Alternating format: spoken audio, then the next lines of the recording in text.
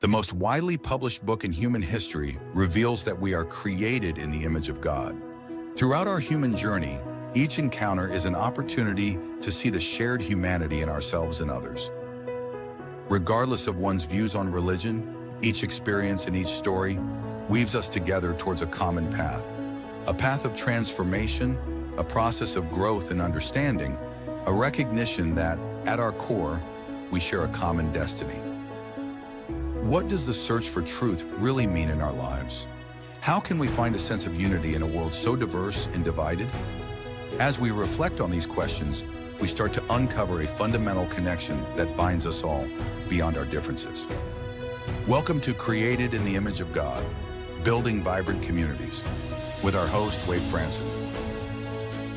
Tonight's episode is how to monetize your God-given image. Good evening, everyone. We always take a look at that video in the studio before we go live to make sure we have the right one. We did have the right one, but we noticed somehow we missed out putting the star of the show into the video at the end. We don't know if it's because, even though we know this star and she's been on the show before, she's changed her name since she was here last time. So maybe we didn't have the right name. I'm just teasing you. She's right here in the studio, and I can't wait to have her appear. I'm going to tell you just a little bit about her. She is a top 3% global podcaster. She's a mentor on income strategy to women who are building multi-million-dollar media empires and turning what used to be hidden into very visible success. She does all this in alignment with God's purpose as revealed in Holy Scripture. Now, when we use the word monetize in religion, it immediately sends off alarm bells. But I'm here to tell you that if that's happening for you, it's all the more reason why you need to watch tonight's show. So without any further ado, let me bring Shayna Davis into the studio to talk about this. Hey, Wade, I'm glad to be back. I'm glad to have you back. And we were joking in the studio beforehand that, hey, I need some advice. And you said, yeah, it's okay that I'm here, even though I'm not a woman. And I will learn. It's for everybody. I personally know that in this season that my assignment is women. And so what I teach is not necessarily specific to women. I just know that that's who I'm assigned to. And so if someone was working with me more up close and personal, then I just don't work with the fellas. Yeah. And when we were talking in the studio, one of the examples I gave as to how I sort of wrap my head around, how can we talk about monetization? Well, the Apostle Paul shared that he was a tent maker. He said he had the right to collect money from the flock, if you will. He said, you don't muzzle the ox that treads out the grain. But he chose not to. He chose to earn his own way and provide for himself. And we were also talking about, and I know we'll get way much more into this, but I want to right off the bat talk about this for those who think, oh, here we go, health, wealth, and prosperity gospel, right? Which is what I might have thought a few decades ago before I listened to some tapes from Anthony Robbins, who helped me get my head on straight and start looking at things in a different way.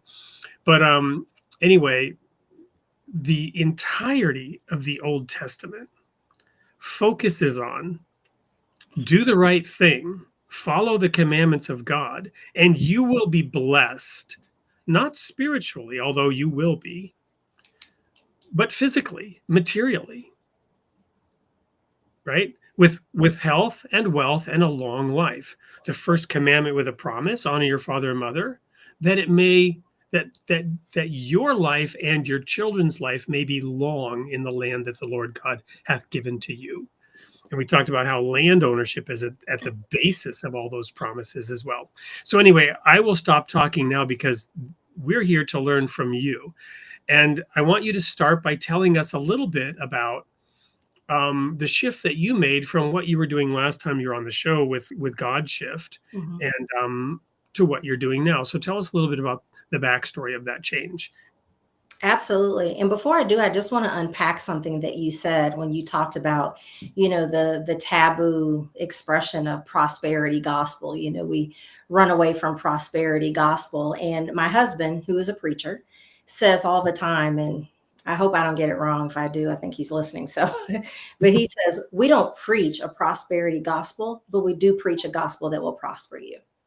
And so when you look at, in the Bible, there's many scriptures, but there's one that says, I pray that you prosper in all things and good health, just as your soul prospers. And when I read that particular scripture, I think that verse suggests that like prosperity of the soul is linked to prosperity of the external world. And so, we could spend this entire time together going over all of the different scriptures that mention, that it's God that gives us the power to get wealth, just over and over and over. I was sharing with you in the studio that I haven't fact checked it, but I've read several times that money was mentioned 3,500 times, in the Bible. And when I was here the last time, to get to the direct question that you asked, for anyone that has listened to the episode that I was on last year, or you go back and you find it, we were talking about the concept of being created in the image of God and the fact that we were created for dominion.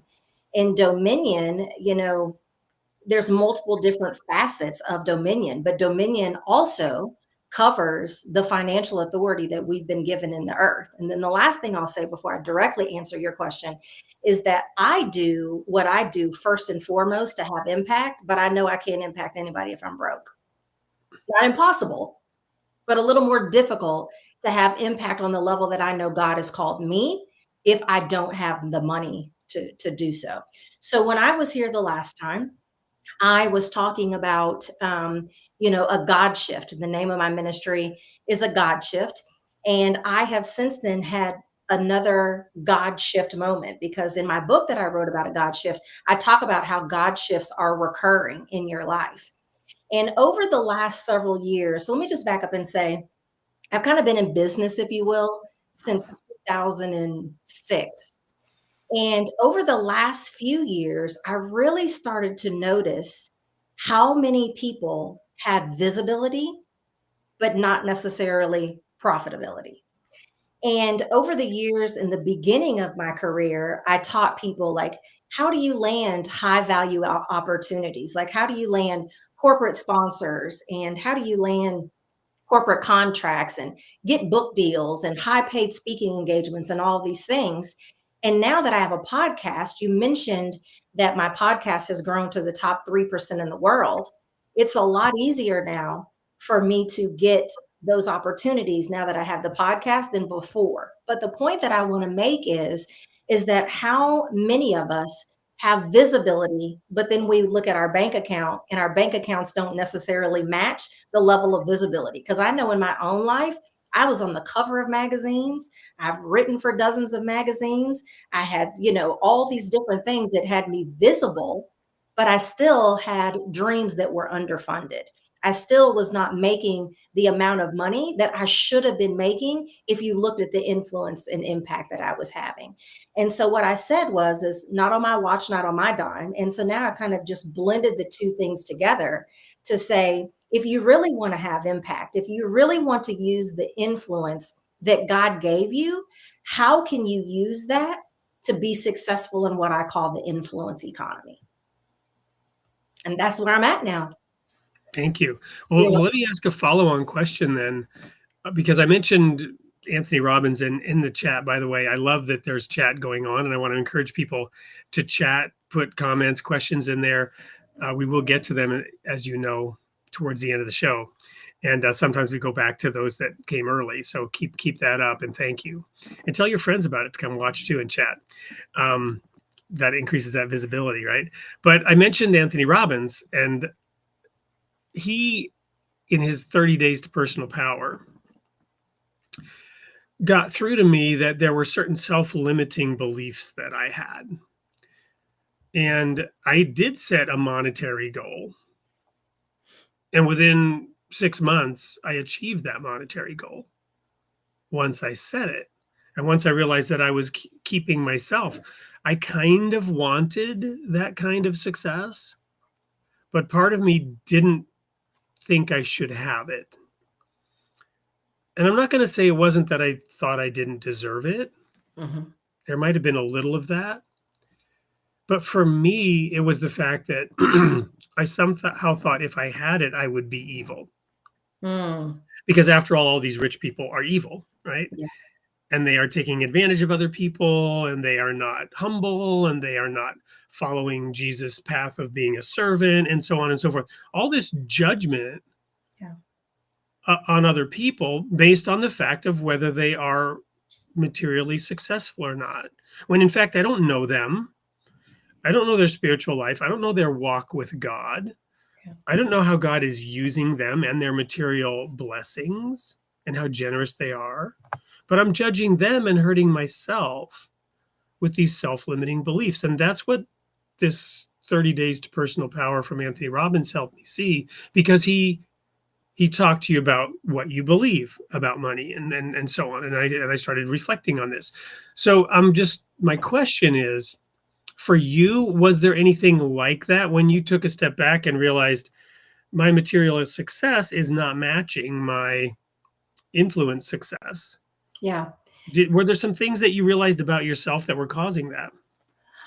Not really. I will say, well, yeah, there was a lack of strategy. That's what I realized, was that there was a lack of strategy. I had a strategy for visibility, but I didn't have so I had the mission and I had the message, but I didn't have the method for the profitability.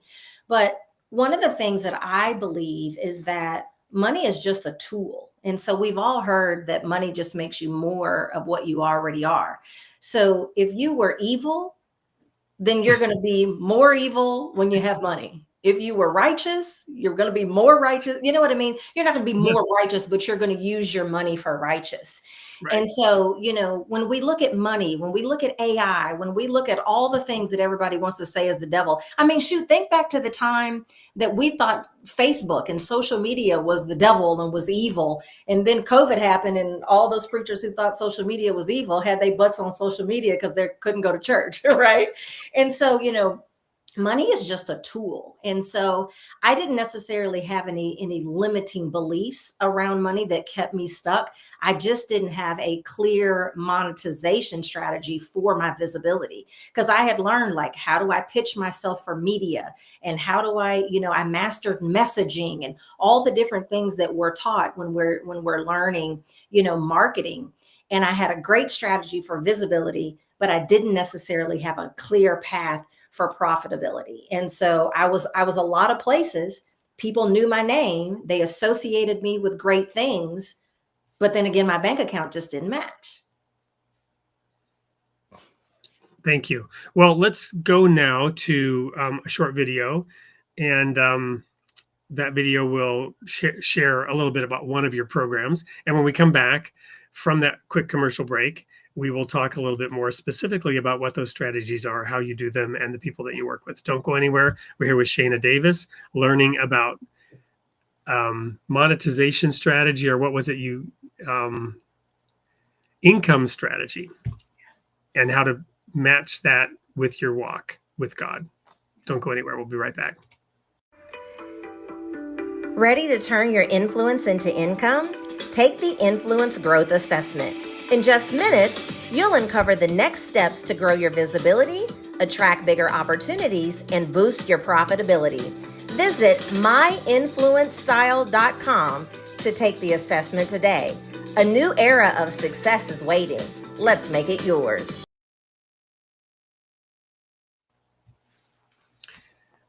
So thank you, Shayna. Tell us a little bit about those three strategies, that little promo, where people should go to learn more, and all that kind of stuff. Yes, I just want to say, first and foremost, that quiz is only for the women. I will share something that even the men can take advantage of, but that quiz is only for the women. And so the quiz is going to help you figure out exactly where you are on your journey of influence, and give you some strategies of like what to do next. So somebody says, I look shocked. I'm not sure what that means, but so the strategies. I talked about how now that I have a podcast, that getting high value opportunities is a lot easier for me now that I have the show than it wasn't. And so I believe that we have to look for ways to get return on investment from our visibility. I said earlier, like, I had the mission and I had the message. I just didn't have the method in order to make it more profitable. And so what I believe is I believe that one of the greatest ways to get visibility, or to get return on investment rather, from your visibility, is to create what I call a multimedia empire with your podcast at the center. And I believe that if you are someone, again, regardless if you're a man or a woman, but if you're already impacting people with your message, your expertise, or your skills, that the podcast industry is booming, like social media, it's not going anywhere, and your voice belongs there. But the key is to use the visibility of your show. Now, you can use social media in this manner as well, but I found in my own personal experience that podcasting is more effective. But one of the ways that I do that is I use the visibility of my show to create an ecosystem around the show in order to get what I call high five opportunities. Those high five opportunities are corporate contracts, corporate sponsors, high paid speaking engagements, major media appearances, and book deals. So it's about recognizing that sometimes if we have a podcast and we don't have a business model around the podcast or that supports the podcast, then sometimes our podcast or any of our visibility strategies end up just being a hobby. People don't like to hear it because they put a lot into it, but it's a hobby. If you have a show, if you have visibility and you don't have a business ecosystem around it, it's going to feel very hobbyish. You may be well known, but you may not be well paid. And so the way that you do that, you ask for the strategies. Number one is you have to recognize that your platforms are more than a microphone, that they're a gateway to opportunity. So number one is a mindset shift. You have to see this as that. One of the things that I think that we really have to do in order to position ourselves for high value activities is to brand ourselves beyond our industry. Now, I know a lot of people that know much about marketing. You're probably thinking like, oh, but I thought that I was supposed to niche down. I thought, that the riches were in the niches, and all of those things are true. But like, take myself, for example. Even though my podcast is in the top 3% in the world, and even though podcasting is central to my strategy, I don't market myself or position myself as a podcasting expert. I position myself as an influence expert. And so what I want everybody to do is I want you to think about your expertise, and I want you to think about it in broader themes. So I serve the arena of influence in one way by teaching you how to build an empire with your podcast at the center. But by positioning myself as an influence expert, that allows me to get media. That allows me to speak on stages. That allows corporations to bring me in for consulting. And so it just pushes, one is more specific and one is more scalable. And if we're going to talk about income and if we're going to talk about influence, I personally believe that this is not about being an influencer, because most influencers don't even make that much money, if we're being honest. Let's talk about what an influencer is. You're talking about people who are, in a sense, shilling products on Facebook, YouTube, TikTok. Correct. Getting paid for sponsored posts. I read something earlier. There was a website and it was talking about fitness influencers. And they were saying the average fitness influencer had 50,000 followers, but they were making like $200 per post. What I'm a proponent of is scalable and predictable income. And too often times we step over dollars to get to dimes. And I'm just a fan of, if you already have this expertise, you've taken the time to build up your expertise, whether you learn from an online standpoint or you went to a university, however you got your experience and your expertise, why not market it in a way that is going to be scalable and create life-changing income so that you can have more impact and so that you can really do the things that God gave you. Most of us, God has given big visions. And with big visions come big price tags. So those are just some of the things. Is number one, you have to have a mindset shift. Number two, you have to brand yourself beyond your industry. And then from there, I think it's about pick something and focus on that until that's successful before you go on to something else. Regardless of what you think about Donald Trump, he and Robert Kiyosaki wrote a book a long time ago, and it was called Focus. And the acronym was follow one course until successful. Most of us don't do that. We hear, oh, I could have a contract and I could have a sponsor and I could get a book deal and I could get a speaking engagement. And then we run after all of those things. And that's just very difficult. It's like having multiples. As much as parents love their babies, most of them probably would not want to have 3, 4, 5, or 6 of them at one time. Yeah, so many scriptures are coming to mind, and I'm going to have to throw out a few of them here to just make sure that we're anchored in that, right? So just a couple of high level things, I guess, to start with. So the book of Proverbs, again, in the Old Testament, full of practical advice and wisdom. Here's one that served me well.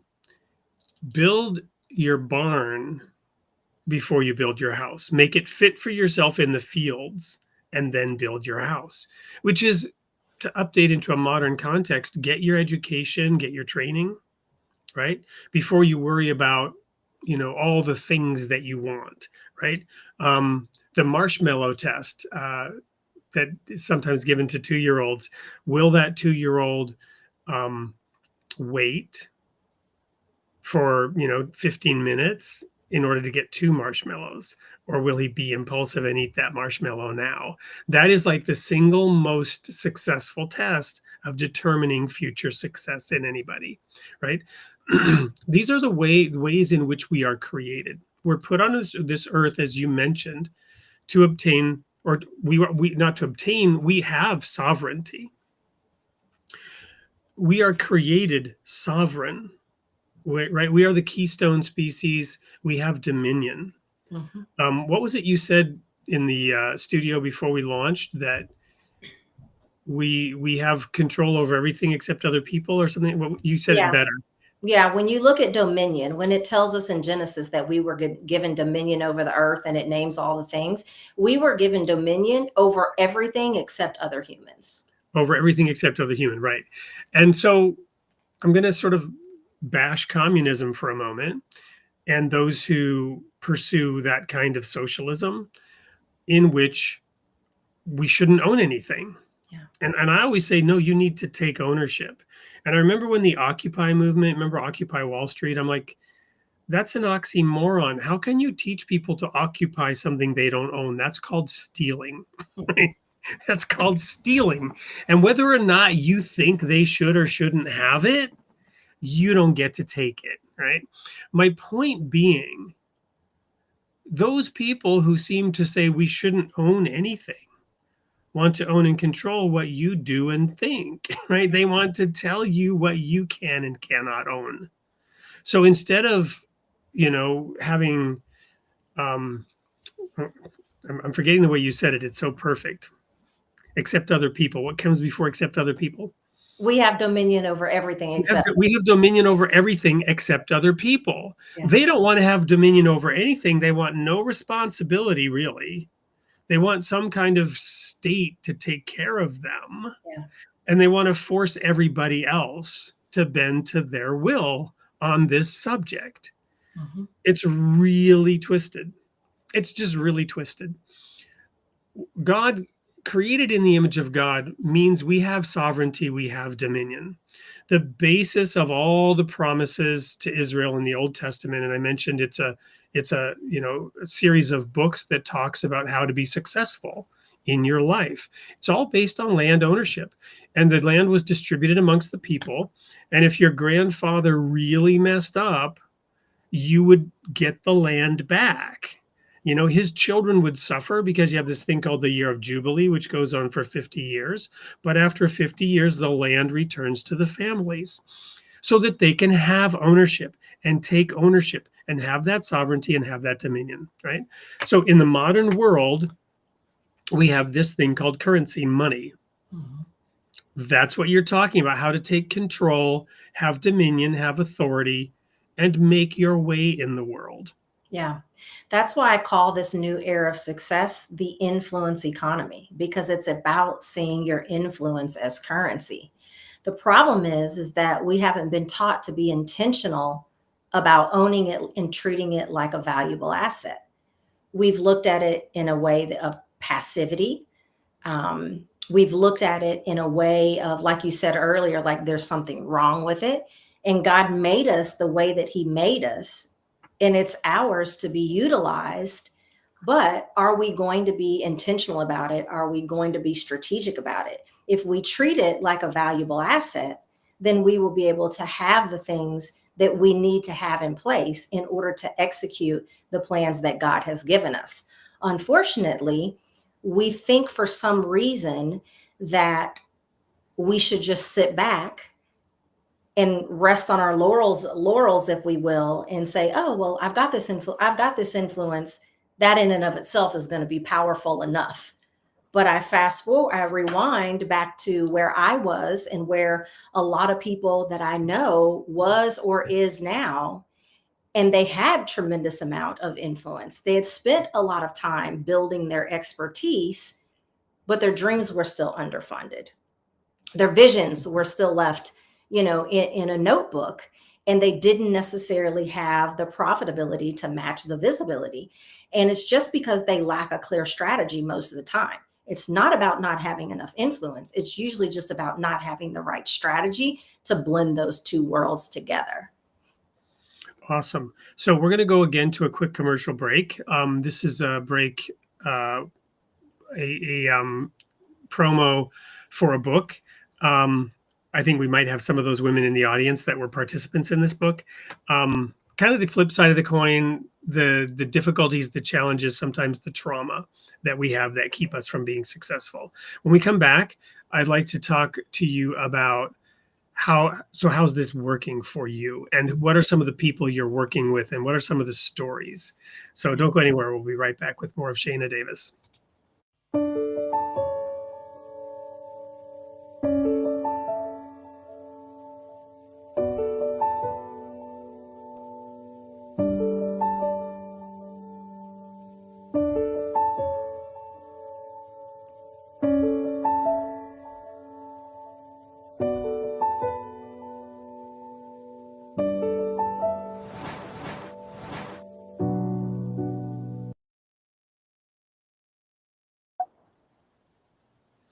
So the curator of that, Edna White, is somebody who has used her influence.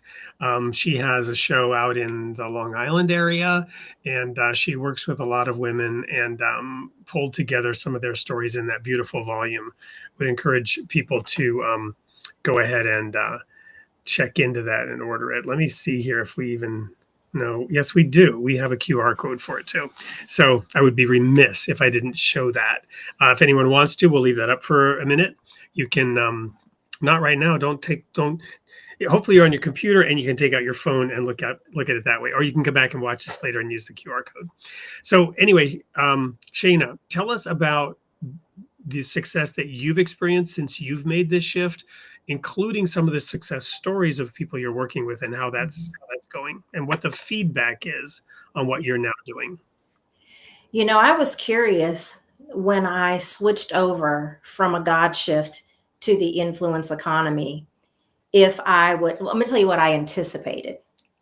I anticipated that most of the people that had been following me for a God shift, and most of the people that had been following me for the Jesus stuff, may not be interested in what it is that I'm talking about now. So I thought to myself, there's probably going to be a period of time where the number of podcast listeners is going to go down until the new influx comes in. I thought it would have been the same with my email list and with my social media list. And surprisingly enough, in the very first couple of weeks, I kept getting messages like, "This is what I've been praying about. This is exactly what it is that I've been experiencing. This is exactly what I've been struggling with. Like, God has given me so much, and I've been beating my head against the wall, not making any money from it from so long, that not that they doubted themselves, but they were starting to doubt whether or not they'd even heard God, of what it is that God wanted them to do." Yep. So it's been very, very well received. Now, obviously, there are some people that were like, "I love what you're up to. It just doesn't necessarily apply to me." Right. And so the feedback has been overwhelming from my current audience. Obviously it's a no-brainer for the audience that I'm attracting, because I'm speaking directly to what it is that I know that they're experiencing. So the feedback has been overwhelming. Um, I just started this segue, if you will. The Lord speaks to me every September about assignments. I don't want to get too much into the Hebrew calendar and all those things, but in the Hebrew calendar, September is the beginning of a new year. So I think that revelation falls in the fall, and not generally speaking, but for me, new revelation usually seems to fall in the fall. And so every September, the Lord usually speaks to me about assignments. And so last September, which would have been September of 2024 at the time of this recording, is when he started speaking to me about what it is that I had done in the marketplace. He reminded me that nothing would be wasted, because if I can be completely transparent and honest, back in 2018, when I accepted my calling to ministry, I thought that the moment that I said yes to ministry, I was going to have to say no to strategy. I was going to have to say no to all the things that I had been doing for years. And the Lord told me, he said, no, nothing will be wasted. And so now you fast forward to the end of 2024 and nothing is wasted, because now I have the opportunity to kind of blend those two worlds together. And so we didn't even, like, the new website didn't even go live until yesterday, and all of the pages are not even fully there. We launched a digital course in the quiz in January of this year. So I don't have I have a small number of people that we have kind of beta tested some things with, and they're already seeing more tangible results. I promise three things. I promise that you will be in position to get life-changing income, that you'll be in position to shape industries, and you'll be in position to leave a lasting legacy. It's too soon for the testimonies to pour in about the shaping of industries and the lasting of legacies, but people are in position to be able to do that. And so it's been very well received. And it's been a joy. It's been a joy to kind of get back to my roots, if you will, as well, because I'm still always going to be a Jesus girl. I'm still a preacher. My husband and I are launching a church this year, so just because I'm talking about the influence economy, I have not by any stretch of the imagination, put my faith in the rearview mirror. Again, I've just found a beautiful way to blend these worlds together. And so, yeah, I'm really excited about where I am and where we're going. I love that you shared that some have that moment of doubt, right? Mhm. When they receive an understanding of what God wants them to do, a calling, if you will, and they begin to pursue that. And, just like the story of Jesus walking on water and Peter coming to him when he took his eyes off Jesus and saw the waves and the trouble, he started to sink. Um, and in so many areas of life, and I've lived a very rich life, a long life already. I'm not saying I'm old or anything, but I've had many, many experiences. And I could list so many different times in my life where huge challenges and problems and seemingly insurmountable difficulties came up, blocking my way, forcing me to go to the left, forcing me to go to the right, forcing me to bulldoze through or go over. Um, but afterwards, then there was that blending, right? There was that I love the nothing is wasted idea that helped you see that there was a purpose to the zigs and the zags that you were taking. Yeah.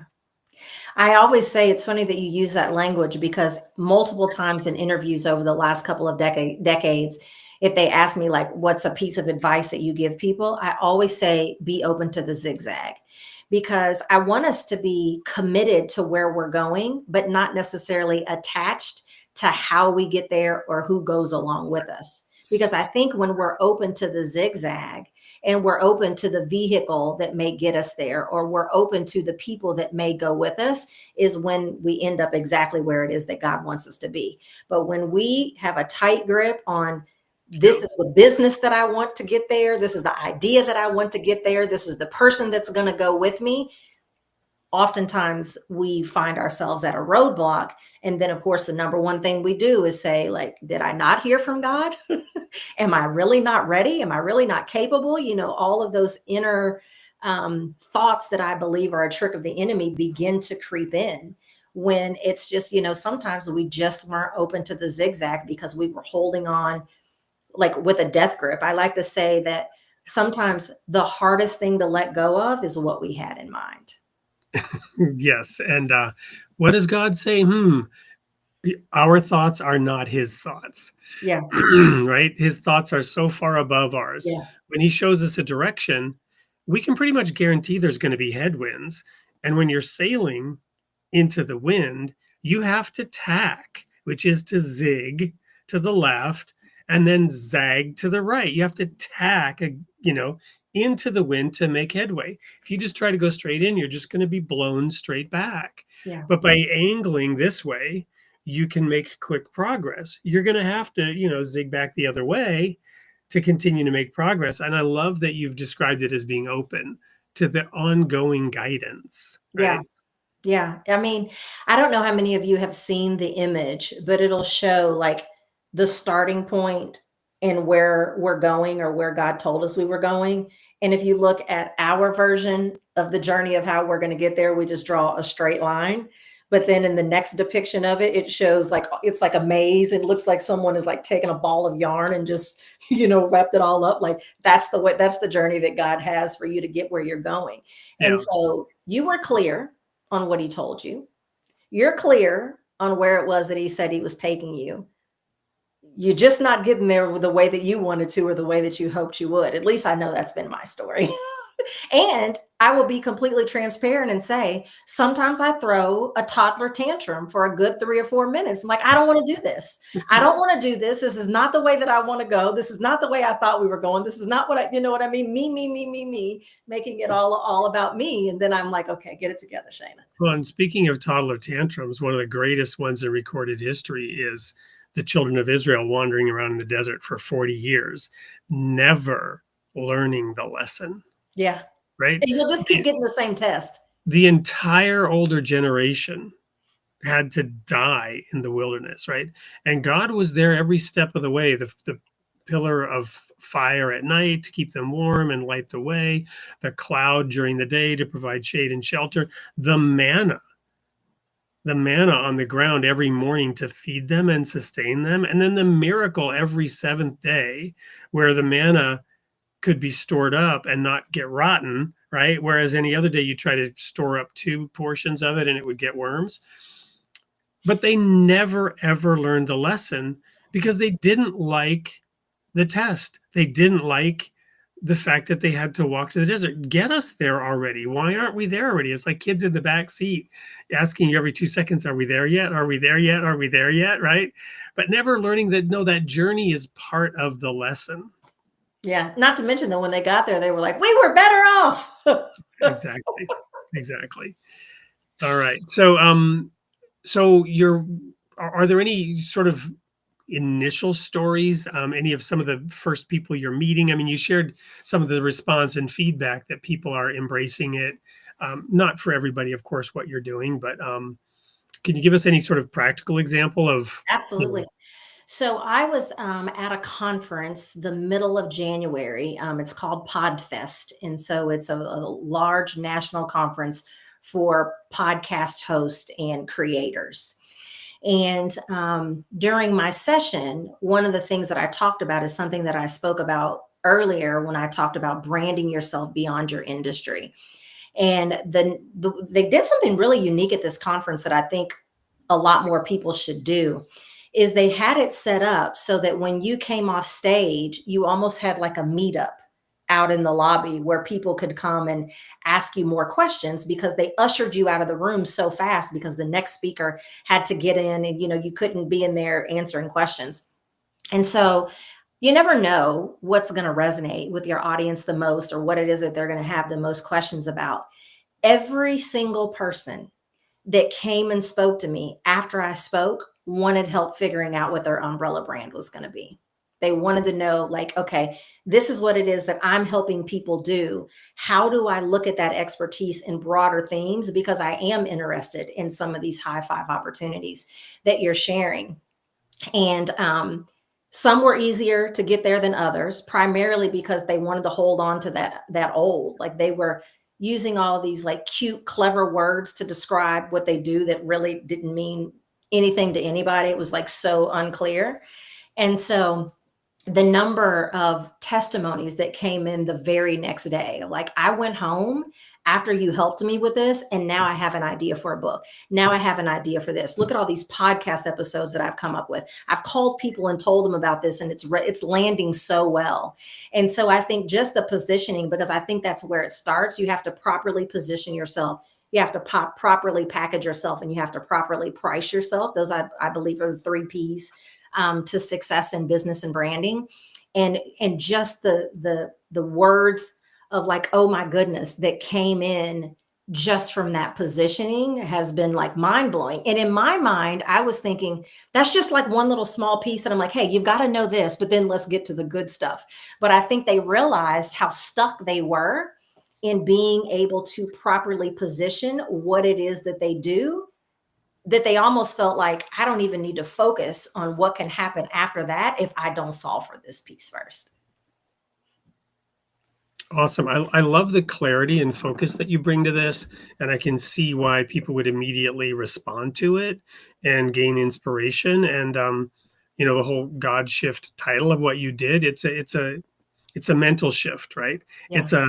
It's an attitude shift. It's a perspective shift that if people are ready, it's quick, it's fast, and you're providing very practical tips, well packaged, that people can just bite into right away, like a hot dog. For some reason, they're talking about hot dogs in the chat. When Well, we come listen, back, I love hot dogs. Like, literally, hot dogs. We've got to talk about this. I love hot dogs so much that when I lived in the city of Memphis, my boyfriend and I at the time had driven to Atlanta for something, and I literally made him stop in so many towns until I could find a hot dog at the gas station, because I love gas station hot dogs. So I don't know what they're talking about in and it's not wine, it's sweet tea. I'm a Southern girl. I'm just a bougie and I drink out of a wine glass. But I love hot dogs. So I don't know what they're talking about, but I love hot dogs. Yeah, well, we'll maybe come back to that, maybe not. Anyway, but we're going to go to a quick commercial break. This is another curator author who has taken a group of women and told their stories about how they're passionately striving for their purpose. Don't go anywhere. When we come back, we're going to engage with you, the audience.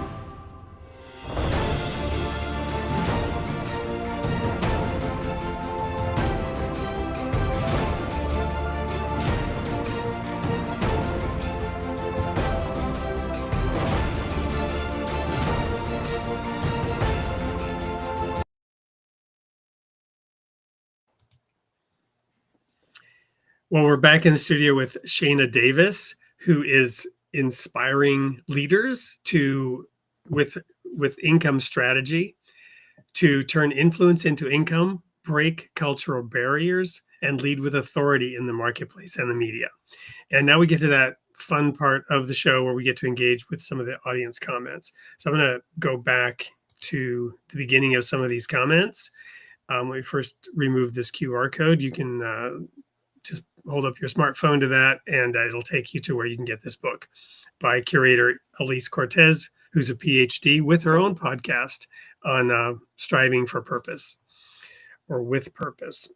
So going back to the chat, very early on, somebody was, where is it here? I'm trying to remember, there was something I wanted to,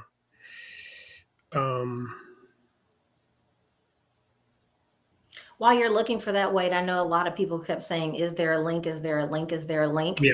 So men and women alike, you can go get my Influence Economy Playbook. And so there's 3 things in the playbook. There's a blueprint of sophisticated strategies.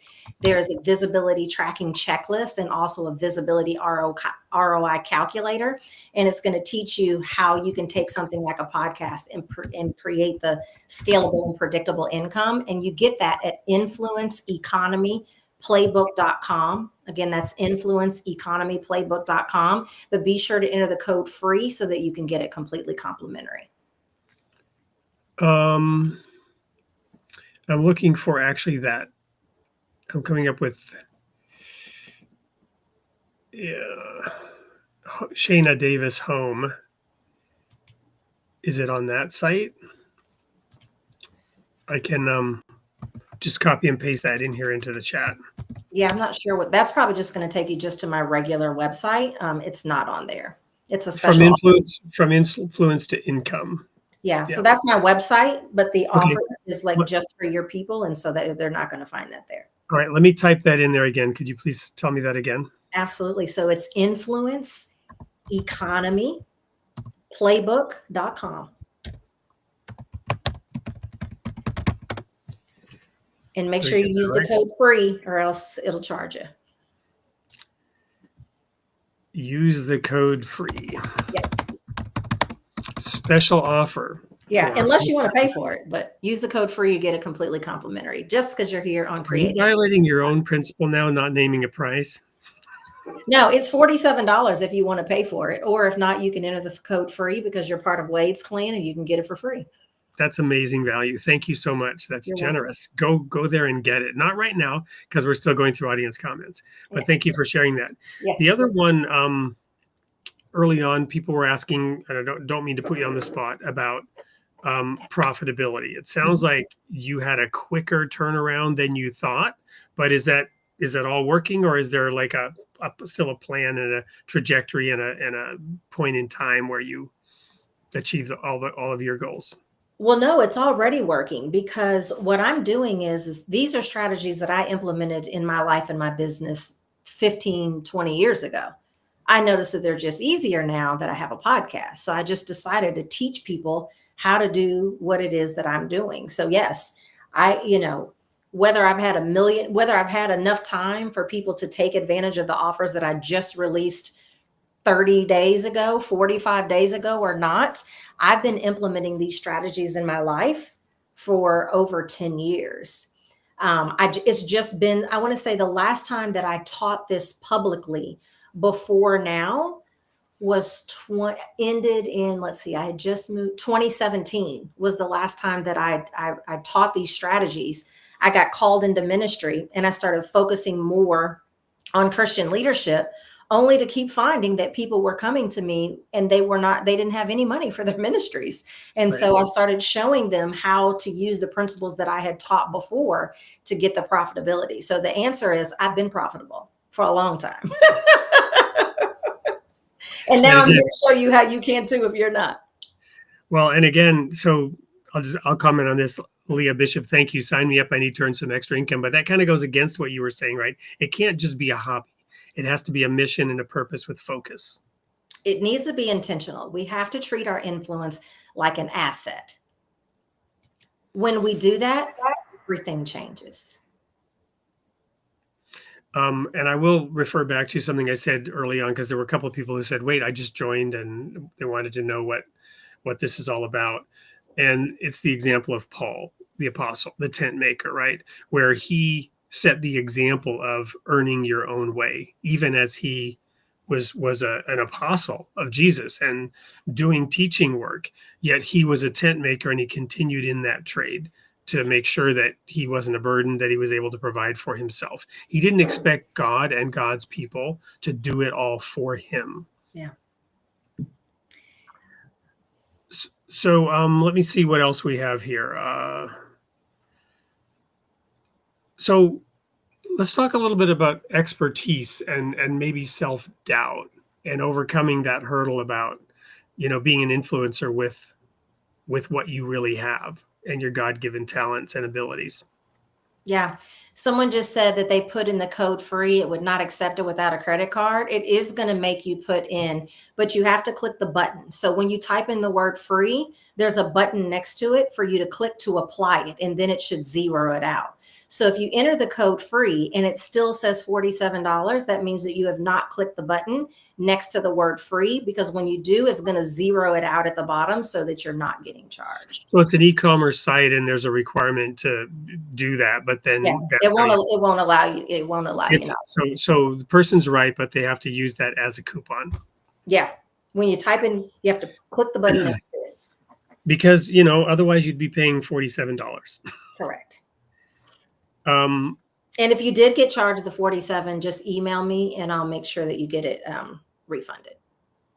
so this You tried to put in the code. This is Wander and Whisk, Life with Shane and Michelle.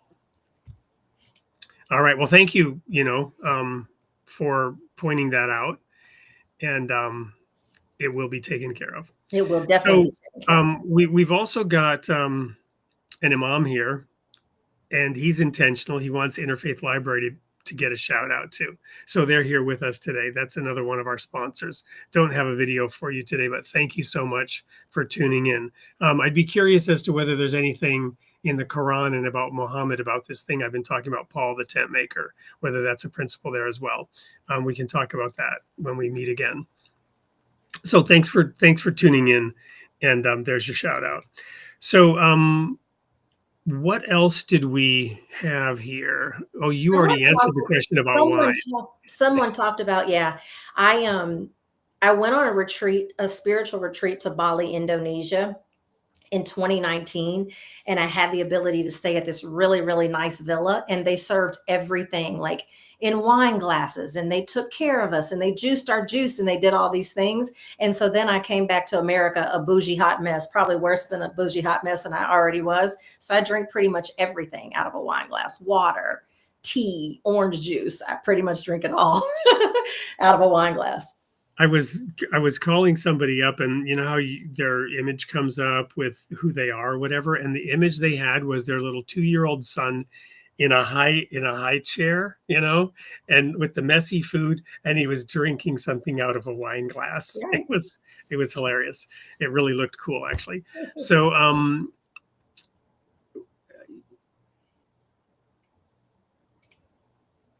we have here that should be considered a donation. Oh, well, that's somebody else. That's somebody else telling them they should donate it, which I don't think is the intent here. Right. My email address is hello@shaynadavis.com.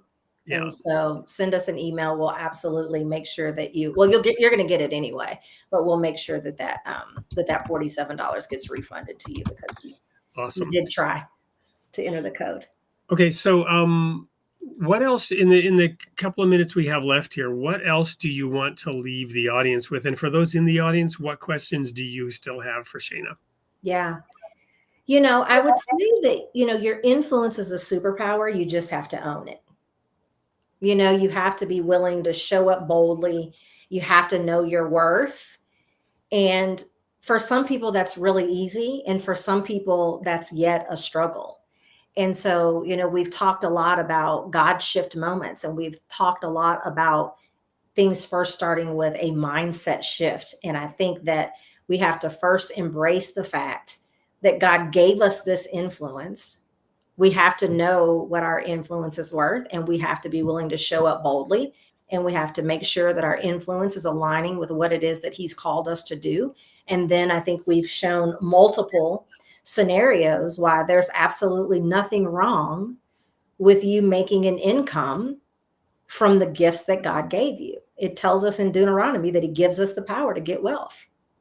He gives us the power to get wealth. So it's not self-serving. It's not evil. And the more that we continue to see it that way, I'm just going to say it like it is, the more we're going to continue to have our dreams be underfunded and the visions that we gave us be packed away in a box on a shelf.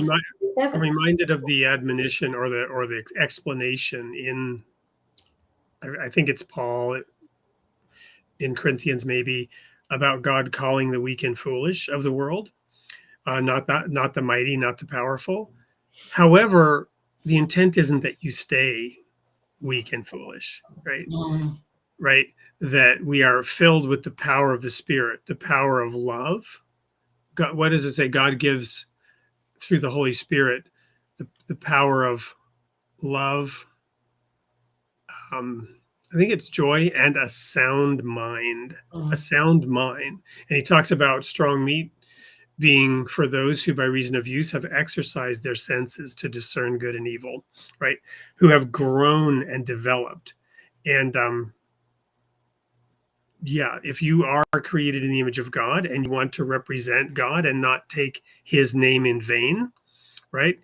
Important to focus on this physical material aspect of your life and not take pride in being poor. Yeah, I think we have a lot to unlearn in Christianity. I think there's a lot that's been taught in error, and there's a lot that we have to unlearn as a result of that. But I think you're absolutely spot on. Wonderful. Well, we're going to call that a wrap. I've set the intention this year, as I've shared with the audience, to end on time a little bit more often. We sometimes go late. If you do have a question, there's still time. We're going to do one more thing here in a minute, which is play the sneak peek for next week's show.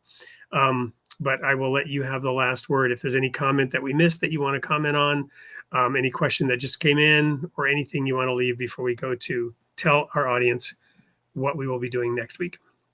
No, I think we pretty much have covered it. Just let this be the year that we stop sitting on the sidelines. Let's get in the game. I love it. Thank you so much, Shayna, for being here with us again. And I can't wait to hear more stories about the success you're having and where this is going to lead. And I hope to have you back on to share some of that. Absolutely. Thank you again, Wade.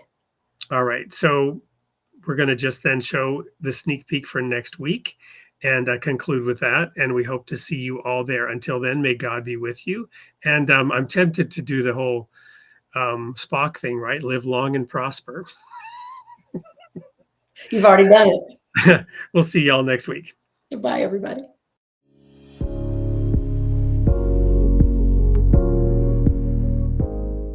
Hi, everyone. This is Wade Franson. Welcome to the sneak peek for episode 139, airing February 25th, with a special guest who comes from the island nation of Trinidad.